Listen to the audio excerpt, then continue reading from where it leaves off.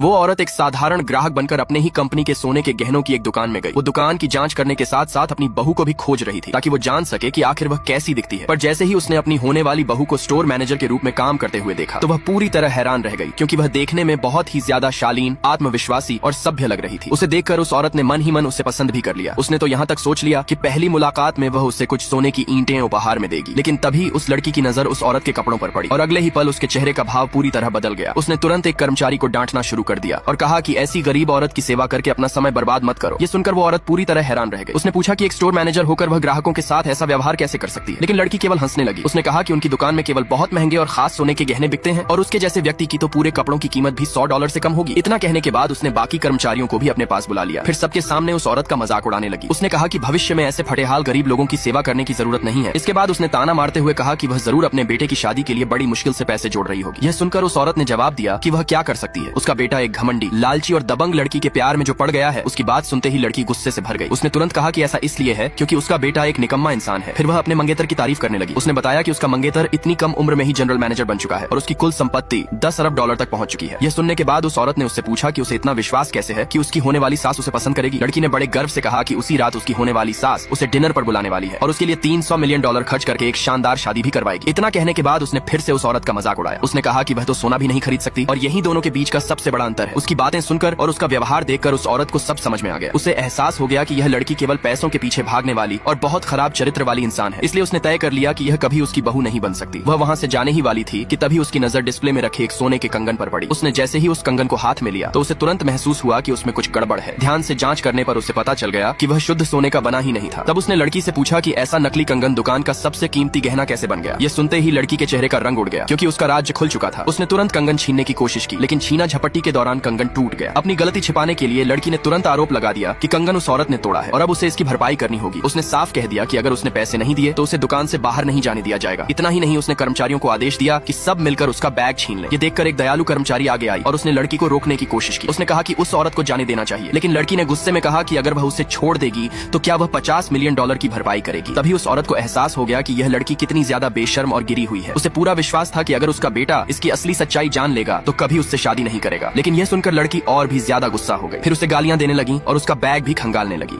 यह 18 साल की लड़की असल में एक माफिया गैंग की लीडर निकली, लेकिन अपने परिवार को मुश्किल में न डालने के लिए उसने घर लौटने का फैसला किया। उसने खुद को सीधा साधा और मासूम दिखाने के लिए वैसा ही पहनावा पहना। जब उसके परिवार ने उसे देखा तो सबने उसकी आज्ञाकारी और समझदार होने के लिए तारीफ की। फिर उसके पिता ने अपने बेटे से तुरंत घर साफ करने को कहा। वे नहीं चाहते थे कि लड़की परिवार का असली रूप देखे और डर जाए। ऐसा इसलिए था क्योंकि उसके परिवार का भी माफिया बैकग्राउंड था। लेकिन जब सब घर लौटे तो बॉडीगार्ड्स एक बुरे आदमी को सजा दे रहे थे। सबसे बड़े भाई ने जल्दी से आगे बढ़कर लड़की की नजर उस तरफ जाने से रोक दी। यही वजह थी कि उसने उस आदमी को सजा पाते हुए नहीं देखा। तभी उसकी गोद ली हुई बहन वहाँ पहुंची। गोद ली हुई बहन को चिंता थी कि लड़की के लौटने से परिवार में उसकी जगह छिन जाएगी। जब गोद ली हुई बहन ने उसका मजाक उड़ाया तो उसे लगा कि सब गोद ली हुई बहन का ही पक्ष लेंगे। लेकिन उसे हैरानी तब हुई जब उसकी माँ और भाइयों ने गोद ली हुई बहन को उसकी जगह समझने के लिए कहा। उन्होंने कहा कि अब से उसे उस लड़की का सम्मान करना होगा। उन्होंने तुरंत लड़की को समझाया कि उसके गायब होने के बाद उनके पास दूसरे बच्चे को गोद लेने के अलावा कोई चारा नहीं था। ये सुनकर गोद ली हुई बहन गुस्से में वहाँ से चली गई। अपने परिवार को अपने पक्ष में खड़ा देखकर लड़की को लगा कि हालात वैसे नहीं है जैसा उसने सोचा था। हालांकि उसे पता नहीं था कि यह सब असल में गोद ली हुई बहन की योजना का हिस्सा था। गोद ली हुई बहन का मानना था कि लड़की बहुत कमजोर है, इसीलिए उसने जानबूझकर उससे झगड़ा किया। इस तरह माता पिता लड़की के प्रति ज्यादा दयालु दिखते। इससे लड़की को लगता कि वह सच में परिवार का हिस्सा है। लेकिन उनमें से किसी को पता नहीं था कि लड़की के पीछे जो ताकत है उसे कम नहीं आंका जा सकता। उसी समय लड़की को अपने एक साथी का फोन आया। उसके साथी ने उसे अपने अंकल से सावधान रहने की चेतावनी दी। ऐसा इसलिए था क्योंकि हाल ही में उसके अंकल का उसके आदमियों के साथ झगड़ा हुआ था। जैसे ही उसने फोन रखा, गोद ली हुई बहन ने उसे बताया कि उनके अंकल उनसे मिलने आए हैं। चूंकि उनके माता पिता और भाई घर पर नहीं थे, इसलिए गोद ली हुई बहन ने उसकी रक्षा करने का फैसला किया। जल्द ही अंकल ने लड़की को अपने पास बैठने के लिए कहा। गोद ली हुई बहन, जिसे डर था कि वे लड़की को नुकसान पहुंचा सकते हैं, ने उसे तुरंत रोक दिया। उसने लड़की को अपने पीछे बिठाया। फिर अंकल ने लड़की की वापसी का जश्न मनाने के लिए उसे एक तोहफा देने की कोशिश की। जब लड़की उसे खोलने ही वाली थी तो गोद ली हुई बहन ने नौकरानी से कहा कि वह तोहफे को पहले कमरे में वापस ले जाए। तब अंकल को एहसास हुआ कि उन्हें लड़की के बैकग्राउंड के बारे में कोई जानकारी नहीं मिल पाई है, इसलिए उन्होंने लड़की से उन्हें बाहर तक छोड़ने के लिए कहा। लेकिन गोद ली हुई बहन ने खुद ऐसा करने की पेशकश की। लड़की चुपके से उनके पीछे गई। तभी उसे अचानक लगा कि कोई उसका पीछा कर रहा है। वह खुद उस पीछा करने वाले से निपटना चाहती थी, लेकिन बटलर ने उसे रोक दिया। उसे यह पता न चले कि कोई उसका पीछा कर रहा है, इसलिए बटलर ने झूठ कहा कि उसकी पीठ पर कुछ गंदा लगा है। बटलर की काबिलियत देखकर लड़की को एहसास हुआ कि उसका परिवार निश्चित रूप से आम नहीं है। जल्द ही अंकल को विदा करने के बाद गोद ली हुई बहन वापस आ गई। उसने लड़की से जल्दी अपने कमरे में लौटने को कहा। लड़की ने देखा कि तोहफा पहले की तुलना में बहुत हल्का लग रहा था। अब उसके अंदर सिर्फ एक सुंदर हार था। लड़की को एहसास हुआ कि परिवार के भीतर आपसी मतभेद है। उसी समय यह महसूस करते हुए कि उसका प्लान नाकाम हो गया है, अंकल ने अपने आदमियों को लड़की के बारे में सबूत खोजने का आदेश दिया। उन्होंने आने वाली दावत में एक माफिया बॉस के तौर पर उसकी असलियत सबके सामने लाने का फैसला किया।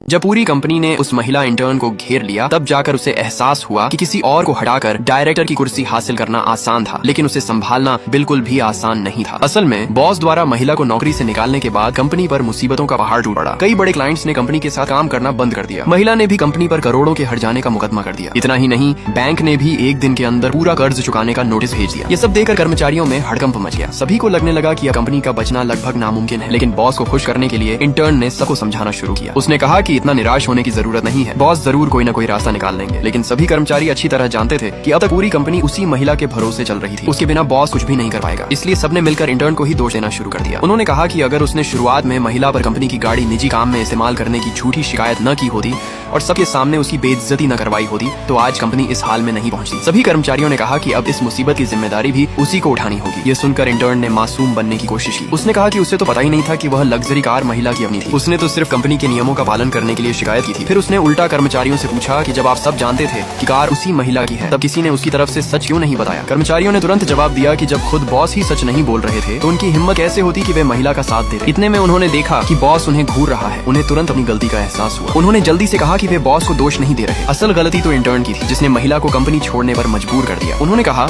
कि अब जब इंटर्न उसी महिला की डायरेक्टर वाली कुर्सी पर बैठी है तो कंपनी को बचाने का कोई हल भी वही निकाले। लेकिन इंटर्न के पास इतना बड़ा संकट संभालने की कोई क्षमता नहीं थी। उसने बहाना बनाया कि उसे अभी अभी डायरेक्टर बनाया गया है, वो किसी भी क्लाइंट को नहीं जानती। तभी एक कर्मचारी ने सुझाव दिया कि इंटर्न जाकर महिला से माफी मांगे और उसे वापस कंपनी में आने के लिए मनाए। लेकिन इंटर्न ये बात सुनकर बिल्कुल तैयार नहीं हुई। उसने इतनी मुश्किल से यह पद हासिल किया था, वह भला उस महिला को वापस क्यों बुला? लेकिन सभी कर्मचारी एक साथ उसके खिलाफ खड़े हो गए। उन्होंने ताना मारते हुए कहा कि वह तो बॉस की सबसे भरोसेमंद कर्मचारी है, अब तो वह उनकी नई बॉस भी है। जब कंपनी डूबने वाली है तो कुछ करना भी उसी की जिम्मेदारी है। तभी इंटर्न को समझ आया कि डायरेक्टर की कुर्सी सिर्फ नाम की नहीं होती, उसके साथ जिम्मेदारियां भी आती हैं। आखिरकार उसने मदद के लिए बॉस की तरफ देखा। उधर बॉस भी समझ चुका था कि अब कंपनी को बचाने का सिर्फ एक ही रास्ता है, उसे उस महिला से माफी मांगकर वापस लाना होगा। लेकिन अपने घमंड की वजह से वह खुद नहीं जाना चाहता था। इसलिए उसने इंटर्न को समझाया कि वह अपना अहंकार छोड़कर पहले महिला से माफी मांगे। उसने वादा भी किया कि अगर कंपनी दोबारा संभल गई तो वह उसे वाइस प्रेसिडेंट बना देगा। यह सुनते ही बाकी कर्मचारी ताने मारते हुए उसे पहले से ही वाइस प्रेसिडेंट बनने की बधाई देने लगे। इंटर्न गुस्से से दिल मिला उठी, लेकिन अपनी कुर्सी बचाने के लिए उसके पास कोई दूसरा रास्ता नहीं था। आखिरकार वह महंगे तोहफे लेकर महिला के घर माफी मांगने पहुंच गई। लेकिन महिला ने उसे देखते ही समझ लिया कि वह किस मकसद से आई है। महिला ने मुस्कुराते हुए कहा कि लगता है बॉस ने एक बार फिर तुम्हें मोहरा बनाकर भेजा है। इंटर्न ने तुरंत सफाई देते हुए कहा कि इस बार वह अपनी मर्जी से आई है, उसे अपनी गलती का एहसास हो गया है। उसे पहले सच्चाई जाने बिना महिला पर कंपनी की गाड़ी निजी काम में इस्तेमाल करने का आरोप नहीं लगाना चाहिए था, इसलिए वह दिल से माफी मांगने आई है। लेकिन महिला उसकी चाल तुरंत समझ गई। महिला ने उससे पूछा कि जब तुम पहली बार कंपनी में आई थी